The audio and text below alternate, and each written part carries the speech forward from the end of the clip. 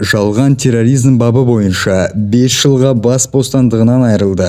Діни басылымдарды таратты деп айыпталып, 184.600 теңге көлемінде айыппұл міндеттелді. Террористік қызметпен айналысқаны үшін 15 жылға бас бостандығынан айыруға үкім шығарылды. Даиш лаңкестік ұйымына қосылу үшін Сирияға кетуге тырысты деп айыпталып, 3,5 жылға бас бостандығынан айырылды. Терроризімді насихаттағаны және Даиш лаңкестік ұйымына тартқаны үшін 13 жылға сотталды.